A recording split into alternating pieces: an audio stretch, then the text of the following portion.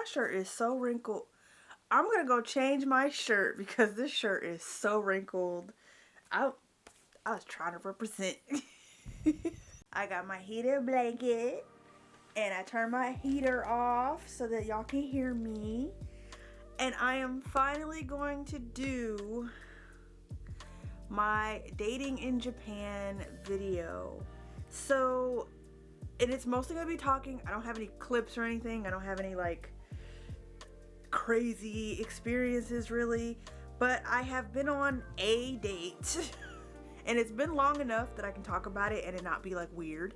So, and I have soft dated like a lot of men, meaning as in I have messaged them, but we have never met up.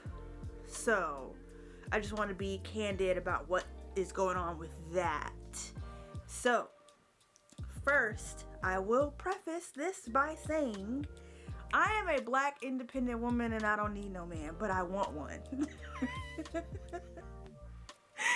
But no, so I have been single for, not including my last relationship because that we were only together for like a month. I have been single since like high school, I think.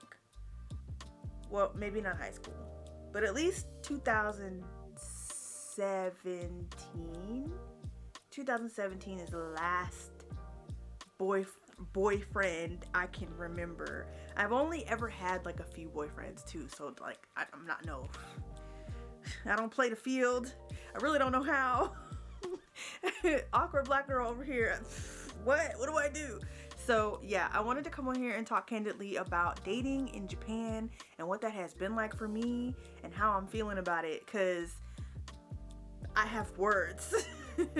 So yeah, basically I have a dating profile on 2 sites. One I'm trying to get onto, but I don't have a Japanese phone, so I have been struggling to get it.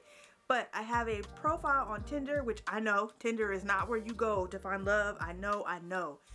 But I have a profile on Tinder and I have a profile on Bumble. So first, the profile on Tinder, maybe about a year and a half ago, I met this guy, and I'm gonna give everybody like fake names, so like they will all have very basic American names, because I don't want them to find this video and be like, oh my god, she's talking about me, and B, I don't want to air their business out with their real names because that's just so dirty. So first guy that I met, guy number A, his name is Mark, not to be confused with our dear friend Mark from my previous videos. No, we're just gonna call him Mark. So Mark lived in Yamagata and we messaged for a long time. We used a translator app because his English wasn't the best, and that was okay. Like, I wasn't too pressed about the English not being good because I don't believe that I will never know Japanese well enough to have a conversation. I'm still working on my Japanese. However, I know there's a very large group of Japanese people who just refuse to learn English. And that's concerning, but I get it. It's like asking me to learn Spanish so that I can date in America. What? Why? Why would I do that? I'm just gonna go talk to someone that speaks English. But yeah, so we talked for a number of months, but it was really giving friend vibes. Mark was really cool. He was his mindset was very not Japanese. You could tell that his traditions were Japanese because he would say things about like being with foreigners, but he seemed to be really open to it. Here is where the problem started happening. I am a very nervous person. So like, I will say, let's meet up, and then not fall through with it. Especially in America. When I was in America, oh my god, because it is America, I would struggle to actually meet with guys because I'd be so nervous about what they would think or what they, like my anxiety goes through the roof. I start thinking in circles. So I was offering that we meet up, maybe somewhere central like Sendai. he always goes to Sendai. He works in Sendai. He likes to play around in Sendai. Even though he lives in Yamagata, he loved going to Sendai. So I was like, well, Sendai is only like maybe an hour by train from me, so like, let's meet up there. It would always be an excuse. Always. He was always busy or going to Tokyo that weekend or had to work or something. And you're gonna notice that this is a very big trend with Japanese men, and I don't know if it's me or if it's Japanese men. Like, y'all tell me, sis, bro, tell me, is it me or is it Japanese men? I don't know. But yeah, so he was just always really busy. So I mean, I was fine with it at first because I was like, you know, it's Japan. Japanese people that work for Japanese companies, they are busy. That is what they do. We continued to message, and I don't know, somewhere around month 9 of us like being friends, because that's what we were at this point, I kind of just fizzled out the talking. I haven't talked to him in months, but we got to know each other quite a lot. Like, it was very interesting. Some of the conversations we would have about race and about like our families and animals and like our dreams and stuff. Like, I really thought it was going somewhere. Girl, I was not correct. But it was interesting for me to see that, okay, Japanese men are kind of just like American men in a sense that like they have things to talk about. They have things to say. All I had known about Japanese men from that point was they like to drink. They like to drink. They work a lot. And they like to drink. That's all I knew. So getting to see a different side of Japanese men with Mark was actually pretty cool. So yeah, I don't talk to Mark anymore. Not really. I mean, I still have him in my line messaging. I can message him anytime. I'm sure he would reply, but I just don't really talk to Mark anymore. So at this point, I was like, okay, maybe I should like meet people who are foreign while also being in this country.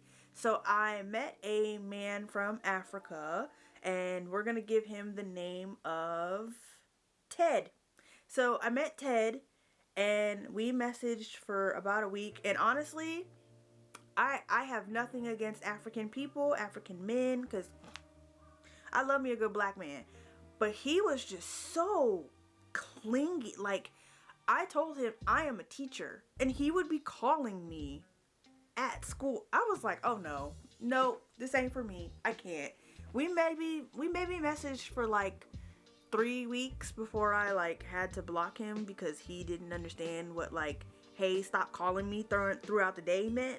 And I don't know what he did for work, but he lived in Tokyo. And by the way, I don't have a like lock on my like location. Like, I'm okay going 30 minutes and going 2 hours because I am black. I know that it is much harder for me to date than it is for maybe somebody who is of fairer skin and bluer eyes. They could probably find somebody like that. It is harder for me because everybody thinks that black people are either scary or they're scared of English or they're just trying to try me out like I'm some toy. So it's quite difficult. But anyway, so yeah, Ted was giving, if he found my location, he would be at my front door tomorrow. And I was like, nope, because my family crazy, and if I end up missing or dead, it's a no for me. It's a no. So yeah, I cut that off with Ted real fast.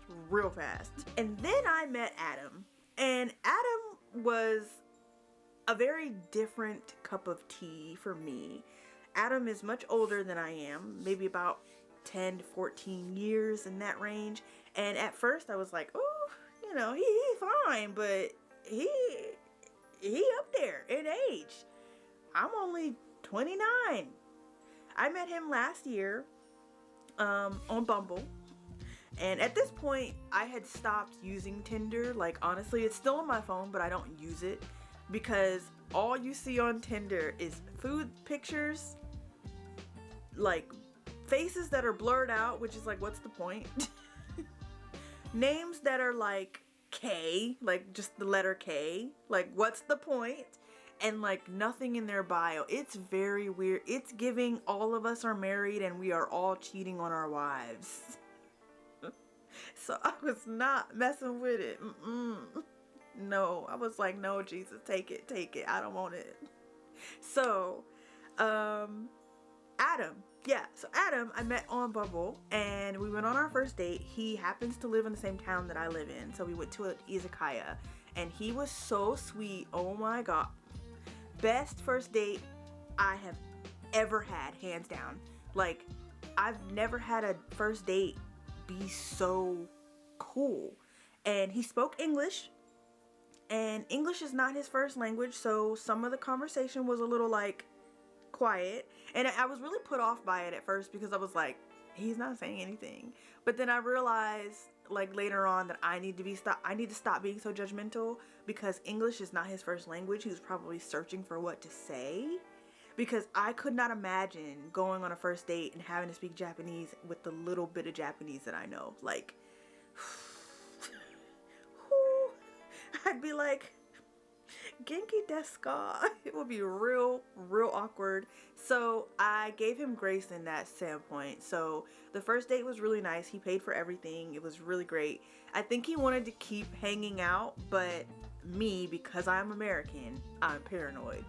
And because I am black, I am paranoid. So I was like, oh, I'm gonna go somewhere after this, so I can't hang out. So I hopped on a train and went to a different area of Fukushima so that I can get away from him. Not because he was creepy, but because I am awkward and I don't know how to end things. And it seems like when we were walking, when he was telling me where he lived, we live in the same general area, and I did not want him to know where I lived. So, but Adam was really cool. I actually went on a few dates with Adam. So, I like me some Adam. But the second date that we went on, we met up at a cafe near us, and we had coffee. I paid for that date. It was really great. He helped me pick out some gifts for my grandmother to take back to America. And then the third date that we had, he actually came to a festival with me at the tail end of the summer. So it was really great. And he brought me a bottle of sake, and we was lit. Okay, old boy was trying to get your girl drunk, and I appreciate it. He was really cool.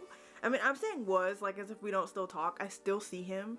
But I think when it comes to Adam,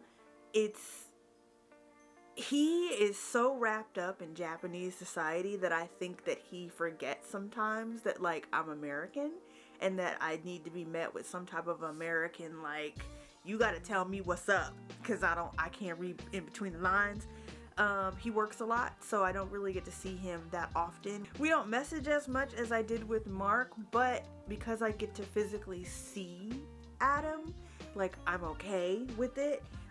He does come to, like, the speech classes and stuff that my town throws on Fridays, like, and seeing him, y'all, this man is so fine. He is so fine. He is so fine. So he's not really out of the running, but because he is so busy and because I'm so impatient, I just don't know what's going on, and it's driving me insane. So for my mental health and my not understanding of how Japanese men are, hanging it up. We can still be friends. We can still talk. If it happens later down the line, that's cool. I'm not mad about it. But yeah, so Adam is still very much in the picture, but, like, in my eyes, as a friend only. Okay, and then we move on to Walter. So I met Walter maybe a few months ago. Not even a few months ago, like a month ago. And Walter lives in Tokyo. Walter works at an American company. Walter speaks some English. But Walter just wants to be friends because Walter doesn't know that Bumble has a friend side. You will see this a lot when it comes to dating in Japan. A lot of men, I mean, it's dating everywhere. A lot of men will hop on the dating site of the app, of Bumble, and be saying, like, oh, I just want a friend. But then I'm like, but there's a friends section to this app. So if you just want friends, go to the blue side and just find a friend. For me, when I hear that and they're on the dating half of the app, I think, oh, you want friends with benefits until you get tired. And for me, I'm not doing that. I'm not doing that. No. Candidly, baby, we have given our body to too many ungrateful people. We're not doing it. Not in Japan. Not in Japan.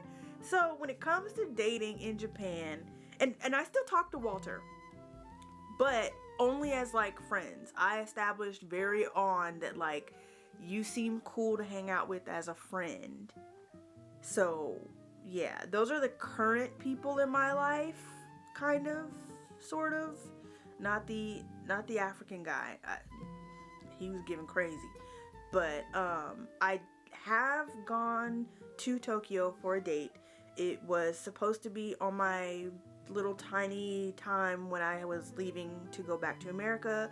I met a guy named Connor.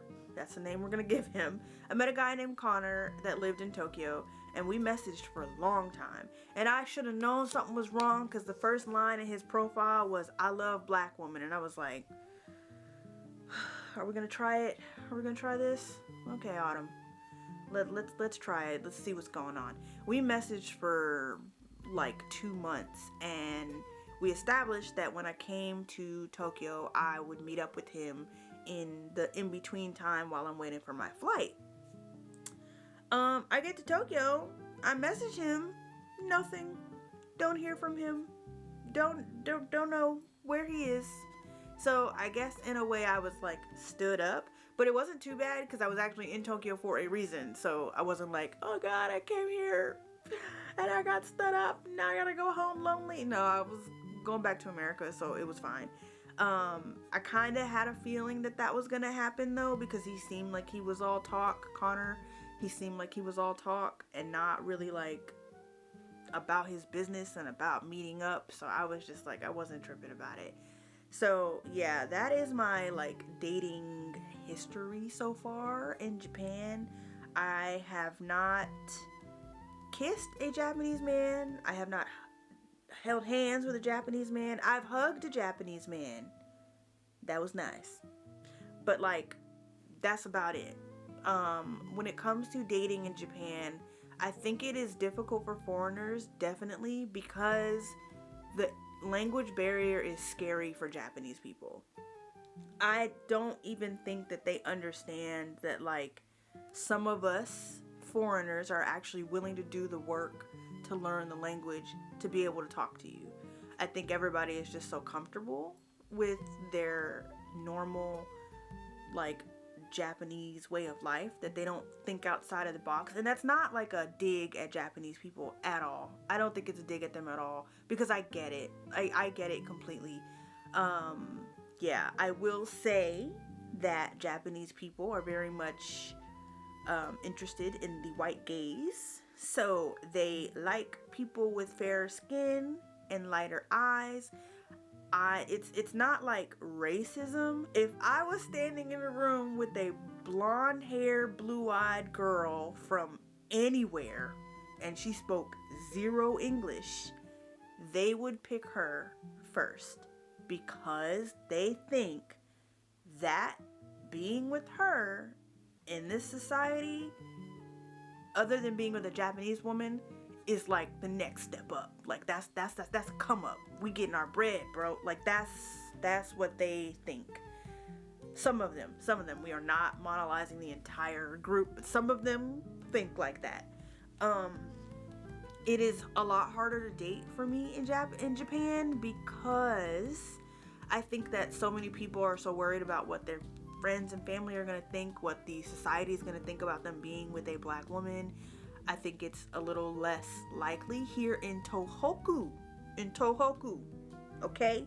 I'm not saying that Tokyo is like this. I don't know what Tokyo is like.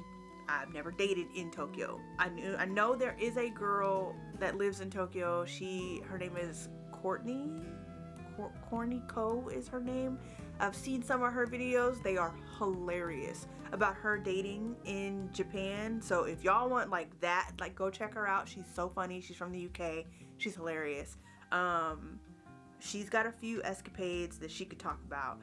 But as far as Tohoku is concerned, your girl not getting no action up here. None. So the plans for me later on down the line, I would love to move to like the Kansai region or even further south than that. I really enjoyed Kyushu when we went down there. I want to stay in Japan, but maybe I might move further down south. Maybe it'll get better for me. I don't know. I've heard good things about Kansai. I've heard that people are more accepting of people of color over there, and I'm here for it. Because if you like black people, I like you. That is so superficial, but like for real. It's struggle out here. But yeah, so far that is what's going on with me in dating. This is getting really long and rambly, so I'm gonna like end this here.